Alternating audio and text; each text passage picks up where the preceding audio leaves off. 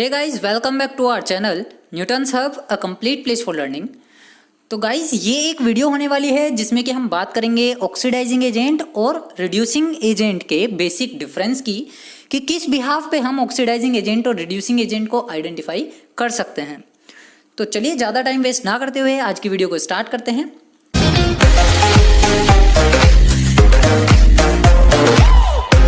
मान लीजिए मेरे पास कोई एक सब्सटेंस ए है। अब उस ए सब्सटेंस को मैं ऑक्सीडाइज कर दूं। ऑक्सीडाइज करने का क्या मतलब हुआ कि उसके अंदर कॉम्बिनेशन ऑफ ऑक्सीजन हो जाए। मान लीजिए ए से ये कन्वर्ट हो जाता है AO में। AO का मतलब क्या हुआ कि इसमें ऑक्सीडेशन हो गया है ए का, क्योंकि एडिशन ऑफ ऑक्सीजन ए के साथ हो चुका है। या AO की जगह पर AO2 हो जाए तो ये भी क्या होगा, ऑक्सीडेशन होगा। अब यहां पर हम क्योंकि बात कर रहे हैं ऑक्सीडाइजिंग एजेंट की, ऑक्सीडेशन और रिडक्शन के प्रोसीजर को हम पहले ही केमिकल रिएक्शन और इक्वेशन की रिएक्शन वीडियोस में सीख चुके हैं। तो यहां पर मुझे ऑक्सीडाइजिंग एजेंट देखना है। ऑक्सीडाइजिंग एजेंट होता क्या है? तो ये वो सब्सटेंस है जो किसी भी अदर सब्सटेंस की वजह से क्या हो गया है, ऑक्सीडाइज हो गया है। तो अब देखिए यहां पर ए में कन्वर्जन हुआ है AO में। ए का जो कन्वर्जन है वो किस में हुआ है, AO में। तो ये किसी एक अनदर सब्सटेंस की वजह से हुआ होगा, है ना। ये रिस्पॉन्सिबल, ये जो पूरी रिएक्शन है वो किसी एक अनदर सब्सटेंस B की वजह से हुई है, यानी कि B is responsible for the oxidation of A। So B substance is called oxidising agent, क्योंकि ये B ने ही इस A को क्या किया होगा, ऑक्सीडाइज किया होगा। तो इसी तरीके से यहां पर हम छोटी सी डेफिनेशन में इस चीज को समझेंगे कि ऑक्सीडाइजिंग एजेंट्स वे सब्सटेंस होते हैं जो किसी भी दूसरे सब्सटेंस की वजह से ऑक्सीडाइज हो जाएं बाय प्रोवाइडिंग ऑक्सीजन और एन इलेक्ट्रोनेगेटिव आयन। अब देखिए जैसे ही ए से AO में कन्वर्जन होता है तो कुल मिलाकर के वहां पर ए का ऑक्सीडेशन हुआ AO में। तो ये प्रोसीजर तो किसका हुआ, ऑक्सीडेशन का। अभी अगर मान लीजिए मेरे पास कोई एक ये AO किसी एक दूसरी रिएक्शन में किसी B सब्सटेंस को रिएक्शन में पार्टिसिपेशन देने के बाद कन्वर्ट कर देता है BO में by providing oxygen to B। AO क्या करेगा, अपने अंदर से ऑक्सीजन को निकालेगा और B को प्रोवाइड करा देगा। तो यहां पर क्या हुआ, ऑक्सीडेशन ऑफ B हुआ, लेकिन प्रोवाइड किसने कराई, ऑक्सीजन प्रोवाइड कराई AO ने।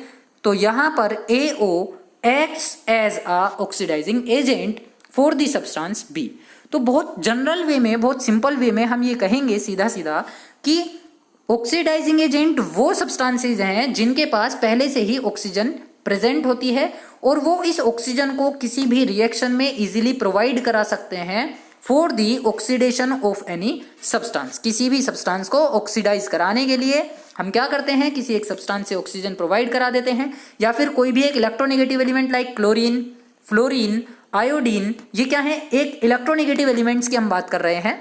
अगर इनमें से कोई भी एलिमेंट वहां प्रेजेंट होता है और ये किसी रिएक्शन में किसी सब्सटेंस के थ्रू प्रोवाइड किया जाए तो वो सब्सटेंस किसकी तरह काम करेगा, ऑक्सीडाइजिंग एजेंट की तरह काम करेगा। सिमिलरली अदर टर्म में हम कह सकते हैं कि रिमूविंग ऑफ हाइड्रोजन, और क्योंकि हाइड्रोजन इलेक्ट्रोपॉजिटिव होता है नेचर में, हाइड्रोजन के ऊपर पॉजिटिव चार्ज आता है by losing of one electron. तो चाहे हाइड्रोजन का रिमूवल हो रहा हो या किसी इलेक्ट्रोपॉजिटिव एलिमेंट का या किसी इलेक्ट्रोपॉजिटिव आयन का, सपोज मान लीजिए सोडियम इलेक्ट्रोपॉजिटिव एलिमेंट है, मैग्नीशियम इलेक्ट्रोपॉजिटिव एलिमेंट है, पोटेशियम इलेक्ट्रोपॉजिटिव एलिमेंट है। तो अगर किसी रिएक्शन में इनमें से हाइड्रोजन के अलावा अगर इनमें से भी कोई भी इलेक्ट्रोपॉजिटिव एलिमेंट का रिमूवल हुआ हो तो वो सब्सटेंस क्या कहलाएगा, एक ऑक्सीडाइजिंग एजेंट कहलाएगा। तो ये बातें आप लोगों को याद रखनी है फॉर द ऑक्सीडाइजिंग एजेंट। दो टर्म है सीधी सीधी कि बाय प्रोवाइडिंग और ऑक्सीजन और इलेक्ट्रोनेगेटिव आयन या इलेक्ट्रोनेगेटिव एलिमेंट अगर कोई प्रोवाइड कराता है तो वो ऑक्सीडाइजिंग एजेंट होगा। अगर किसी सब्सटेंस में से हाइड्रोजन का या इलेक्ट्रोपॉजिटिव आयन का रिमूवल होता है तो वो ऑक्सीडाइजिंग एजेंट होगा। फॉर एग्जाम्पल हम बात करते हैं मैंगनीज डाइऑक्साइड की, दैट इज MnO2। MnO2 एक अच्छा ऑक्सीडाइजिंग एजेंट है क्योंकि ये किसी भी एसिडिक रिएक्शन में अपने अंदर से इस ऑक्सीजन को प्रोवाइड कराता है किसी अनदर सब्सटेंस को ऑक्सीडाइज होने के लिए। तो इस तरीके के जो भी सब्सटेंस होंगे जो एसिडिक मीडियम या बेसिक मीडियम में अपने ऑक्सीजन को किसी अनदर सब्सटेंस को ऑक्सीडाइज कराने के लिए प्रोवाइड करा दें, वो सारे सब्सटेंस ऑक्सीडाइजिंग एजेंट कहलाएंगे। सिमिलरली एक एग्जाम्पल हमारे पास होता है H2O2, that is called hydrogen peroxide.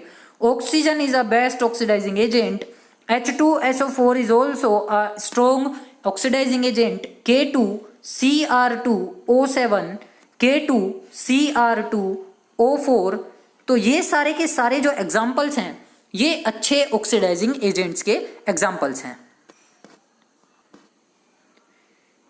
इसी वे में अगर हम बात करते हैं रिड्यूसिंग एजेंट की, तो reducing agent just opposite of the oxidising agent होते हैं। तो ऑक्सीडाइजिंग एजेंट में हमने देखा कि वो सब्सटेंसेस जो ऑक्सीडाइज होने के लिए, ऑक्सीडाइज कराने के लिए अपने ऑक्सीजन को प्रोवाइड कराते हैं, यहां पर जस्ट इसका अपोजिट होगा। The substance which provides hydrogen और an electropositive ion for any other substance, तो वो सब्सटेंस किसकी तरह काम करेगा? रिड्यूसिंग एजेंट की तरह काम करेगा, क्योंकि यहाँ पर सब्सटेंस ऑक्सीडाइज हो रहे थे तो यहाँ पर सब्सटेंस होंगे रिड्यूस।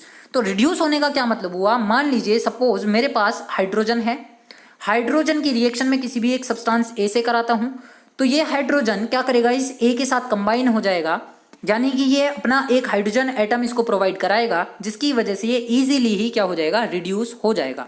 या कोई भी एक इलेक्ट्रोपॉजिटिव आयन भी हो सकता है जो किसी अनदर सब्सटेंस को रिड्यूस कराने में हेल्प करे।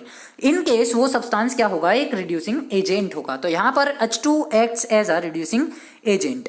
या जस्ट इसका अपोजिट, जैसे कि यहाँ पर रिमूवल ऑफ हाइड्रोजन हुआ था या इलेक्ट्रोपॉजिटिव आयन हुआ था, सिमिलरली यहाँ पर रिमूवल ऑफ ऑक्सीजन होगा या इलेक्ट्रोनेगेटिव आयन होगा। तो ये दो बातें रिड्यूसिंग एजेंट के लिए आपको याद रखनी है। फॉर एग्जांपल यहाँ पर हम बात कर रहे हैं कार्बन की। Carbon is a best reducing agent. जब कभी भी कहीं पर रिडक्शन का प्रोसीजर ना हो या रिड्यूसिंग एजेंट काम ना कर रहा हो, तो उस केस में हम बहुत सारी मेटल्स को रिड्यूस कराने के लिए कार्बन की हेल्प कर लेते हैं। सिमिलरली हाइड्रोजन को अभी हमने बात कर लिया, एक अच्छा रिड्यूसिंग एजेंट की तरह काम करता है। Hydrogen iodide HI is a strong reducing agent. Carbon monoxide is also a strong reducing agent. तो ये कुछ एग्जाम्पल्स हैं रिड्यूसिंग एजेंट्स के। तो इन दोनों के बेसिस पर ही हम ऑक्सीडाइजिंग एजेंट और रिड्यूसिंग एजेंट में डिफरेंशिएट कर सकते हैं।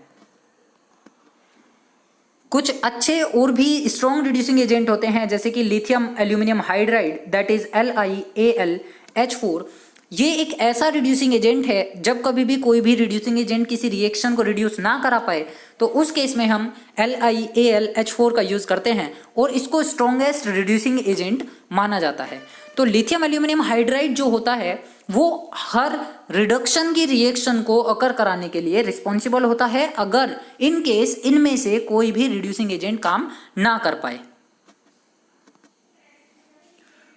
कुछ ऐसे केमिकल और फिजिकल टेस्ट भी हैं, केमिकल और फिजिकल दोनों ही टाइप के कुछ टेस्ट के थ्रू हम पता लगा सकते हैं कि कौन substance as a oxidising agent काम करेगा और कौन रिड्यूसिंग एजेंट की तरह काम करेगा। तो चलिए बारी बारी से इनके बारे में बात करते हैं। गाइज, अगर आपको ये वीडियो पसंद आई हो तो इस वीडियो को लाइक कीजिएगा और हमारे चैनल को सब्सक्राइब जरूर कीजिएगा अगर आप इस चैनल पर फर्स्ट टाइम विजिट कर रहे हैं, ताकि आपको आने वाली हर वीडियो का नोटिफिकेशन सबसे पहले मिल सके।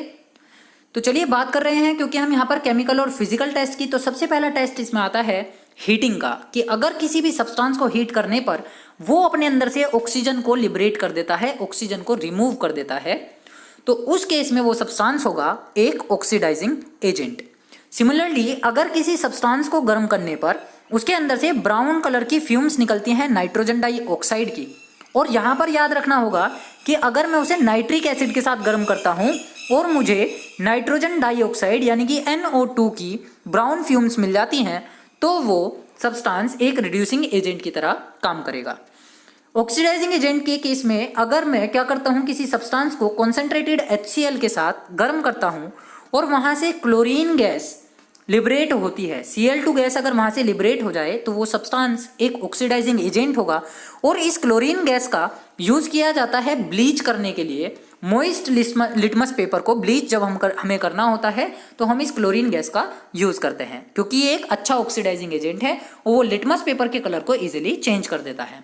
इसी केस में अगर हम बात करते हैं रिड्यूसिंग एजेंट के लिए, तो रिड्यूसिंग एजेंट में अगर कॉपर सेकंड का ऑक्साइड यानी कि CuO की हम बात कर रहे हैं, कॉपर ऑक्साइड, कॉपर ऑक्साइड अगर गर्म करने पर हमें रेड कलर की कॉपर मेटल देता है, तो उस केस में उसका कलर कैसा हो जाएगा? ब्लैक हो जाएगा।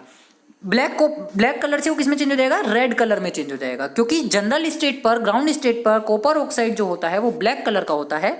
और अगर मैं इसको गर्म करता हूँ, CuO को अगर मैंने हीट किया और ये कन्वर्ट हो गया रेड कलर में, तो क्या होगा, यहाँ पे हमें कॉपर मिलेगी और ऑक्सीजन क्या हो जाएगा, रिमूव हो जाएगा यहाँ से। तो ऑक्सीजन का रिमूवल ही बेसिकली क्या है, रिड्यूसिंग एजेंट की पहचान है। तो CuO एक अच्छा रिड्यूसिंग एजेंट की तरह काम करेगा। सिमिलरली अब इसी केस में हम ऑक्सीडाइजिंग एजेंट की बात कर लेते हैं कि अगर किसी भी सब्सटेंस को एसिडिफाइड पोटेशियम आयोडाइड सॉल्यूशन के साथ गर्म किया जाए, potassium iodide solution is Ki is potassium iodide. अगर किसी भी सब्सटेंस को पोटेशियम आयोडाइड के साथ गर्म किया जा रहा है, सॉल्यूशन के साथ गर्म करते हैं और वहां से आयोडीन गैस लिबरेट हो जाती है, दैट इज I2, तो वो सब्सटेंस क्या होगा, एक अच्छा ऑक्सीडाइजिंग एजेंट होगा। यानी कि यहाँ पर Ki जो है वो एक ऑक्सीडाइजिंग एजेंट की तरह। यहाँ पर ये याद रखना होगा कि ये जो पोटेशियम आयोडाइड है, जैसे ही आप इसकी रिएक्शन किसी भी सब्सटेंस से कराते हो तो जो कलर हमें मिलने वाला है वो ब्लू कलर मिलेगा, जो कि बेसिकली एक स्टार्च सॉल्यूशन का कलर होता है। In case of reducing agent हम बात करें अगर, तो यहाँ पर ये pink colour of potassium permanganate के सॉल्यूशन को डीकलराइज कर देता है। कि अगर मुझे पता लगाना हो केमिकल टेस्ट के थ्रू, तो मान लीजिए मेरे पास एक सब्सटेंस A है और मैं इसकी रिएक्शन पोटेशियम परमैंगनेट के साथ कराता हूं, that is KMnO4 is called potassium permanganate. इसका कलर होता है पिंक, डार्क पिंक होता है या थोड़ा ब्लैक पिंक भी हम इसे बोल सकते हैं। तो क्या होगा कि अगर किसी सब्सटेंस की रिएक्शन KMnO4 से कराने पर वो हो जाता है कलरलेस, इसका कलर गायब हो जाता है, तो वो सब्सटेंस एक रिड्यूसिंग एजेंट की तरह काम करेगा। इसी केस में एक और चेंज हमारे पास आ जाता है कि अगर पोटेशियम डाइक्रोमेट के यानी एसिडिफाइड पोटेशियम डाइक्रोमेट की रिएक्शन मैंने किसी सब्सटेंस से कराई, तो अगर मैं जनरली बात करूं, पोटेशियम डाइक्रोमेट होता है K2Cr2O7, ये है पोटेशियम डाइक्रोमेट। अगर पोटेशियम क्रोमेट की आपसे बात करता है तो ये होता है K2Cr2O4, ये होता है पोटेशियम डाइक्रोमेट। तो पोटेशियम डाइक्रोमेट ये हो गया, पोटेशियम क्रोमेट ये हो गया। K2Cr2O7 का जो कलर होता है वो होता है ऑरेंज।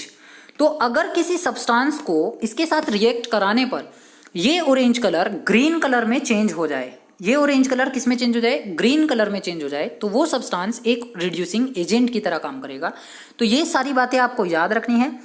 तो ये कुछ बेसिक डिफरेंस थे जिसके बेसिस पर हम किसी भी ऑक्सीडाइजिंग एजेंट यानी कि OA से मैं इसको डिनोट कर सकता हूं और एक reducing agent that is RA, इन दोनों में डिफरेंशिएट कर सकते हैं।